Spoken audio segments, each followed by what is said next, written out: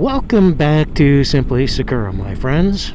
I hope you are all doing well today. My name is Gary Sakura, and this is my motovlog and true crime stories. I simply drive around on my motorbike and tell true crime stories.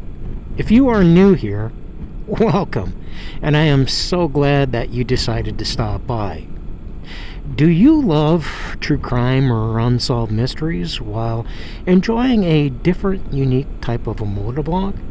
Then I suggest that you hit that subscribe button down below so you don't miss out on any of my future true crime stories.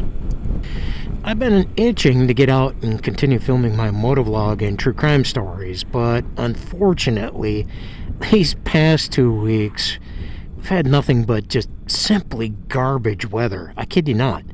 It certainly hasn't been the most pleasant weather to drive around and tell true crime stories. I can tell you that. Finally, today, though, is an absolutely gorgeous day to finally get out and ride. What a funk that this area of the Floridian Panhandle would be so gosh darn wet. I do hope that you've been enjoying this motovlog and true crime concept. It's been a lot of work, but I've had a lot of fun putting these videos together. I just want to take a brief moment before we begin today to thank each and every one of my subscribers. It really means a lot to me. I honestly wouldn't have the drive to continue without all your support.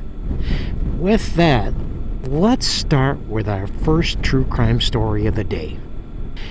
A Middletown, Ohio mother is being charged with murdering her 6-year-old son after abandoning him and then running him over when he tried to get back into the car. Brittany Gosney, 29, and her boyfriend, 42-year-old James Hamilton, pictured here, walked into a police station in Middletown, Ohio, with disturbing news. Brittany's 6-year-old son was missing.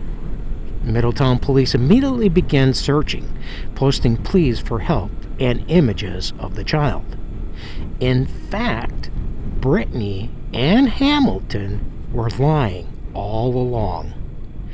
Brittany had run over her son in a park days earlier after trying to abandon him there.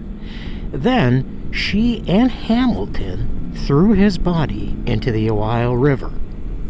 Brittany and Hamilton were arrested and charged with murder, abuse of a corpse, and tampering with evidence. 2 other children who lived with the couple had been removed from the home by state authorities. The case has shaken the city of 48,000 people, about 35 miles north of Cincinnati, leaving neighbors and teachers to mourn a boy they described as joyful. Police have no answers to what may have motivated Brittany to drive over her 6-year-old son, nor did Brittany show any remorse to what she had done. 2 days before Brittany and her boyfriend reported her son missing, police said Brittany drove all 3 children to a local park, and this is where she tried to abandon the 6-year-old. When the 6-year-old tried to get back into the car, Brittany just simply ran him over, and then she left the park. 30 minutes later, Brittany returned and found the 6-year-old deceased.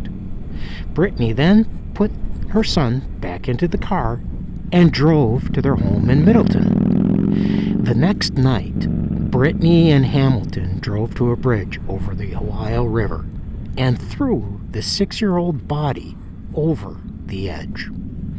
When the couple reported the 6-year-old missing, police were immediately suspicious, saying it was a little unusual because when you have a missing child, the first thing that you do as a parent is to contact the police. Normally, you don't wait for 2 days before reporting someone missing. Detectives were quickly called in, and within hours, police and sheriff deputies had converged in the park to gather evidence. Police had called off the search and arrested Hamilton and Brittany, who police said admitted to killing the boy and disposing of his body.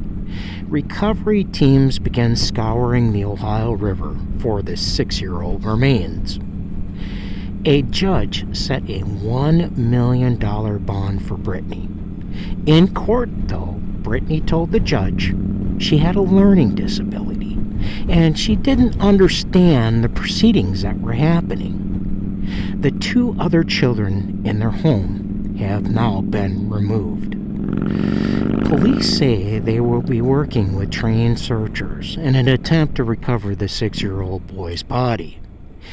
Police say that the river was very high and treacherous, so they will not be disclosing the exact locations in hopes of avoiding another tragic incident. Our second true crime story of the day takes place in St. Louis, Missouri. The St. Louis Attorney's Office charged a 35-year-old man with stealing a cell phone from a woman as she was dying on a sidewalk outside of Anheuser-Busch Brewery. St. Louis Metropolitan Police said the theft was captured on surveillance video, which I was able to locate so you could witness yourself while I finish telling the story. The surveillance video shows a man who already pulled up in a red van alongside where Olden was laying, which is blocked out so you're protecting her. The man can be seen walking over to Olden, looking down at her, and he sees that maybe she's in trouble, and he starts walking away, making sure no one's looking. Then he bends over and he takes her cell phone. And he did double checks to make sure, she's not alive. Gets into his van, and then he drives away without notifying anybody. An ambulance arrived and brought Olden to a nearby hospital, where she was pronounced dead. Investigators eventually located and arrested the suspect, identified as Brian Davenport. Here's a picture of the scumbag. Prosecutors charged Davenport with 1 count of stealing. That's it. That's all he got. Apparently, there's no crime in kicking someone to the curb while they're dying of a heart attack, as you pilfered this poor individual as they struggled to take their last breath on earth. I don't get it. What do you guys think? Our last true crime story of the day takes place in Orange County, California.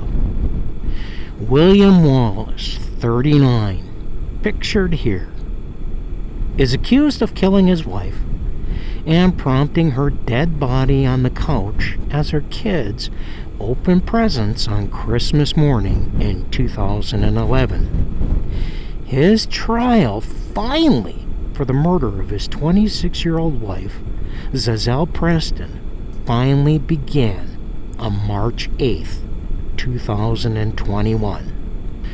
About 9:30 in the morning on Christmas Day 2011, Wallace apparently called 911 to report that his wife needed medical attention. Online reports, though, indicate that the couple had gone to a neighbor's Christmas Eve party, and a neighbor described hearing an argument later that night. William Wallace told some of Preston's family that they were drinking, and during the argument, he just started tossing her around just a tad bit. Prosecutors alleged the day after their argument on Christmas morning, Wallace dragged his wife's body from the bedroom to the living room couch. He then placed sunglasses on her and told the children, "Mommy ruined Christmas. She got drunk and simply ruined Christmas." Za'Zell Preston was slumped over on the couch when paramedics arrived. She left a newborn son and 2 daughters, who were then 3 and 8 years old. William's attorney argued in court that Preston was drunk when she fell into a glass table and it shattered. Then Preston's daughter saw her fall and helped pull glass out of her skin.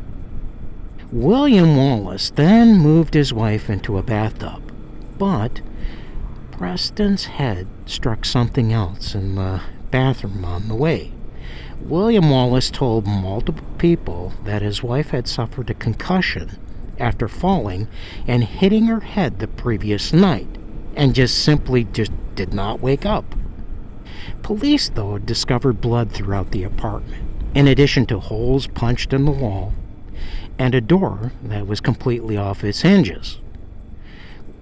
William Wallace was arrested and has remained in custody on a $1 million bail for 9 years as he awaited trial. 9 years. William's lawyer argued that Wallace was not responsible for Preston's sudden death, insisting that she died from injuries after she drank so much that night that she tripped and fell into the glass table.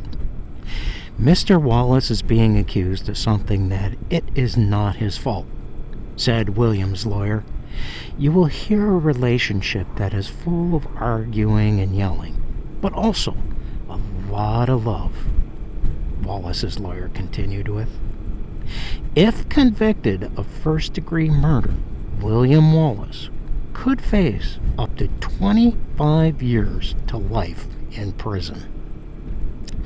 Anyway, this concludes today's motovlog and true crime stories with Simply Sakura. I do hope you found these stories interesting.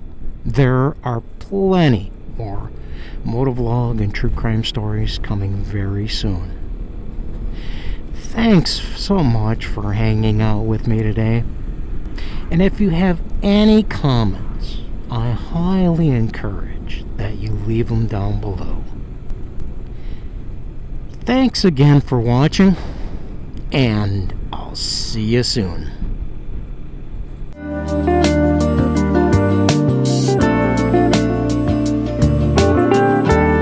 Alright, I got a lot of comments about this. People seem to be enjoying this while I'm stuck at a red light. This is great material to use as a closing. Let's go ahead and tell some more jokes while I sit at a red light. So, why can't Jesus eat M&Ms? Because he has holes in his hands. Why are crippled people always being picked on? Because they can't stand up for themselves?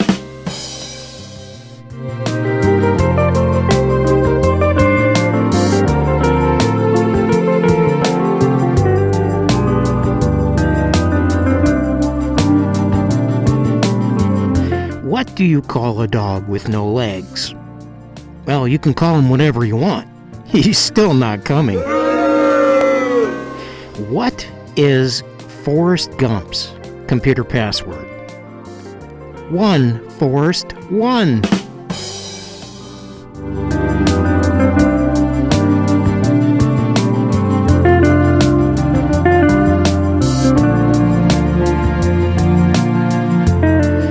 What did the janitor say when he jumped out of the closet? Supplies!